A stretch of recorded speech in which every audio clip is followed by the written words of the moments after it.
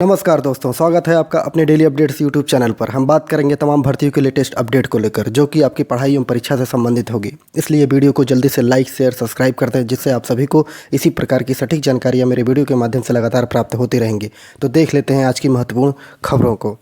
आज की पहली खबर दरोगा भर्ती से संबंधित है। जैसा कि आप सभी को पता है कि दरोगा भर्ती से लगातार गड़बड़ी को देखते हुए लगातार विद्यार्थी गिरफ्तार हो रहे हैं। तो आज भी दरोगा भर्ती में गड़बड़ी पर 14 लोगों को गिरफ्तार किया गया है।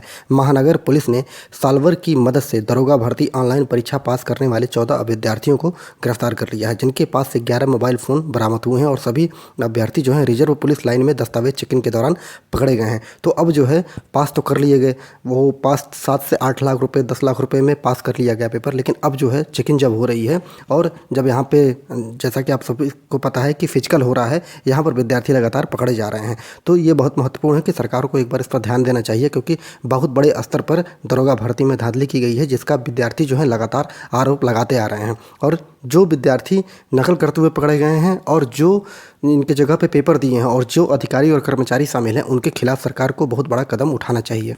खबर है कि उत्तर प्रदेश टीजीटी पीजीटी 2016 एवं 2021 के जो वेटिंग वाले विद्यार्थी हैं, उनके लिए प्रतीक्षा सूची में चयनित अभ्यर्थियों ने मांगी नियुक्ति। अर्थात माध्यमिक शिक्षा सेवा चयन बोर्ड की टीजीटी पीजीटी 2016 और 2021 की जो वेटिंग लिस्ट है, उसमें चयनित अभ्यर्थियों ने बुधवार को शिक्षा निदेशालय पर प्रदर्शन कर नियुक्ति की मांग की है। और अभ्यर्थियों के प्रदर्शन के दौरान शिक्षक सुरेश त्रिपाठी भी पहुंच गए और उन्होंने अभ्यर्थियों से वार्ता की और उचित कार्रवाई का आश्वासन दिया है। अभ्यर्थियों ने विधायक के साथ अपर शिक्षा निदेशक माध्यमिक से मुलाकात का ज्ञापन भी दिया हुआ है। और प्रदर्शन में शामिल अभ्यर्थी वो आदि शिक्षक विधायक की मौजूदगी में अपर शिक्षा निदेशक को बताया है कि चयनित बोर्ड से चयनित कई अभ्यर्थियों की नियुक्ति अन्यत्र हो जाने से कई जो पद हैं वो रिक्त हैं, और ऐसे में इन रिक्त पदों की प्रतीक्षा जो सूची है वो चयनित अभ्यर्थियों की नियुक्ति की जानी चाहिए। और परंतु पदस्थापना के लिए नियम में जटिलता होने से अभ्यर्थी परेशान है। अभ्यर्थियों ने बताया है कि अपर शिक्षा निदेशक ने आश्वासन दिया है कि काउंसलिंग कराने के संबंध में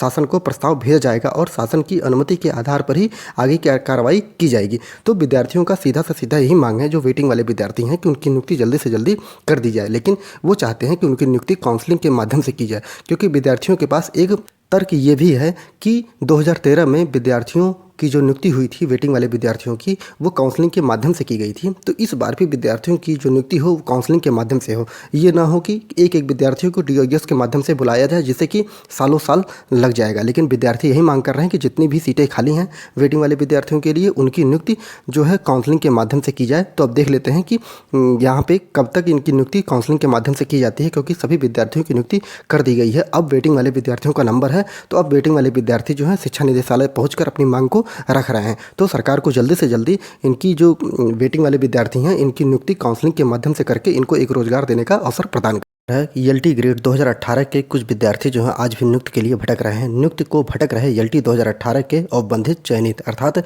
राजकीय माध्यमिक विद्यालयों के लिए सहायक अध्यापक अर्थात ईएलटी ग्रेड 2018 के विभिन्न विषयों में औपबंधित रूप से चयनित अभ्यर्थी नियुक्ति के लिए शिक्षा निदेशालय एवं लोक सेवा आयोग के चक्कर लगा रहे हैं। अपर शिक्षा निदेशक अंजना गोयल से अभ्यर्थियों ने मांग की है कि ऑनलाइन पोर्टल खुलवाई जाए, ताकि अभ्यर्थियों की नियुक्ति संबंधी आवश्यक जो प्रक्रियाएं हैं वो पूर्ण कर दिए जाएं। और चयनित अभ्यर्थी धीरेन्द्र कुमार के मुताबिक विनोद कुमार और लवलीस आरती कमल उपाध्याय सहित करीबन 150 अभ्यर्थी 1.5 साल से नियुक्त के लिए परेशान हैं। इनमें शारीरिक जो शिक्षा है, जीव विज्ञान, गृह विज्ञान, उर्दू, गणित एवं संस्कृत विषय के अभ्यर्थी शामिल हैं। उनके मुताबिक लोक सेवा आयोग ने सभी विषयों की फाइलें एवं अभिलेख शिक्षा निदेशालय को भेज दिए हैं। पोर्टल खुलवाने के लिए बुधवार को अपर शिक्षा निदेशक को ज्ञापन दिया गया है। तो यहाँ पर जो आप लोग समझ लीजिए कि नियुक्ति के लिए भी विद्यार्थी वो धरना प्रदर्शन देते हैं, ज्ञापन देते हैं, वैकेंसी निकलवाने के लिए देते हैं।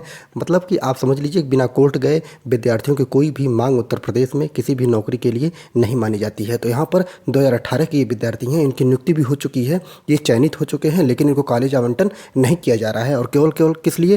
केवल ऑनलाइन पोर्टल खुलवाने के चक्कर में। एक बार लोक सेवा आयोग इन विद्यार्थियों का कहना मानकर ऑनलाइन पोर्टल खुलवा दे, जिससे कि वे अपने सारे विवरण ऑनलाइन पोर्टल के माध्यम से भर सकें, जिसके कि इनकी नियुक्ति जल्दी से जल्दी कर दी जाए। खबर है कि उत्तर प्रदेश में लिखित परीक्षा से होगी प्रधानाचार्य की भर्ती।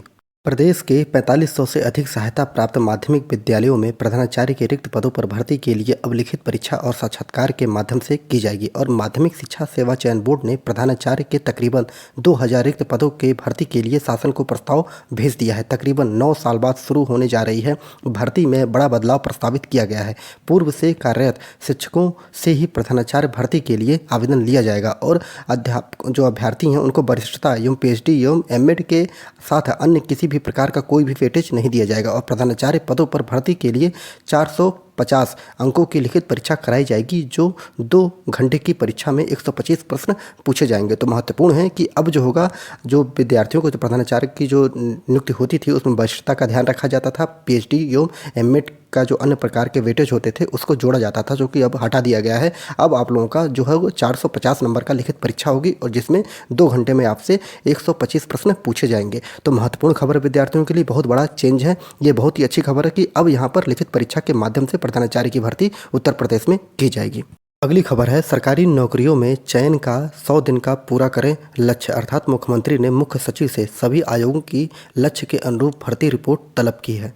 मुख्यमंत्री द्वारा सरकारी विभागों में रिक्त पदों पर चयन प्रक्रिया तेजी करने के लिए योगी सरकार जो है जुट गई है और मुख्यमंत्री योगी आदित्यनाथ ने मुख्य सचिव से सभी आयोगों की 100 दिन के लक्ष्य के अनुरूप भर्ती रिपोर्ट तलब की है और साथ ही लंबे समय से एक ही जगह पर जमे कार्मिकों को दूसरी जगह पर तैनाती करने के निर्देश दे दिए हैं। CM योगी ने बुधवार को लोक जो भवन में उच्च स्तरीय बैठक में कहा कि पिछले दिनों उच्च सेवा शिक्षा चयन आयोग, उत्तर प्रदेश लोक सेवा आयोग, अधीनस्थ सेवा चयन आयोग एवं पुलिस भर्ती बोर्ड सहित अन्य चयन आयोगों की समीक्षा बैठक में लक्ष्य के अनुरूप चयन प्रक्रिया में तेजी लाने को कहा है और सरकार चाहती है कि विभागीय रिक्त पदों को जल्दी से जल्दी भरा जाए। तो महत्वपूर्ण खबर है कि जल्दी से जल्दी सरकार भी चाहती है कि जितने भी रिक्त पद हैं उनको भर दिया जाए, क्योंकि इस बार जो योगी सरकार की जो सीटें आई हैं वो बताती है कि कहीं ना कहीं रोजगार के लिए विद्यार्थी इनसे खासे नाराज हैं। तो योगी सरकार ये अगली बार मौका नए विद्यार्थियों को देना चाहती है और वो जल्दी से जल्दी विद्यार्थियों को नियुक्ति देकर उनको एक रोजगार देना चाहती है। तो देखते हैं कि 100 दिन के अंदर कितने विद्यार्थियों को नियुक्ति पत्र प्रदान किया जाता है, ये तो समय के अनुसार ही पता चलेगा। अगली खबर है कि घर वापसी को चयनित NOC का पेज। तो देख लेते हैं पूरी खबर। घर वापसी के लिए दोबारा शिक्षक पद पर चयन के बाद NOC का पेज फंसा हुआ है। परिषदीय प्राथमिक स्कूलों में 68,500 भर्ती में चयनित सैकड़ों अभ्यर्थियों ने 69,000 भर्ती में भी आवेदन किया था। 68,500 भर्ती में यह शर्त थी कि एक बार किसी जिले में चयनित शिक्षक को दोबारा किसी जिले में तबादले का अवसर नहीं मिलेगा। लिहाजा 68,500 में चयनित होने के बावजूद सैकड़ों विद्यार्थियों ने अर्थात सैकड़ों शिक्षकों ने 69,000 में भी आवेदन कर लिया और वहाँ पर भी वो चुन लिए गए। लेकिन काउंसलिंग के लिए बेसिक शिक्षा विभाग ने उन्हें अनापत्ति अर्थात NOC देने से यह कहते हुए मना कर दिया कि समान ग्रेड पे का पद है, इसलिए आप लोग को NOC नहीं देंगे। इसके खिलाफ जो है पीड़ित छात्र जो हैं वो हाईकोर्ट में याचिका दायर कर दी और वहाँ से उन लोगों को यह मिला कि दिसंबर 2020 के आदेश को मनमाना एवं भेदभावपूर्ण करार देते हुए 29 अक्टूबर 2021 को ऐसे सभी अभ्यर्थियों को NOC जारी करने का आदेश दे दिया गया था। लेकिन सरकार ने इसके खिलाफ स्पेशल अपील जो है दायर कर दी है, जबकि पीड़ित शिक्षकों ने आदेश न मानने पर सरकार के खिलाफ अवमानना याचिका भी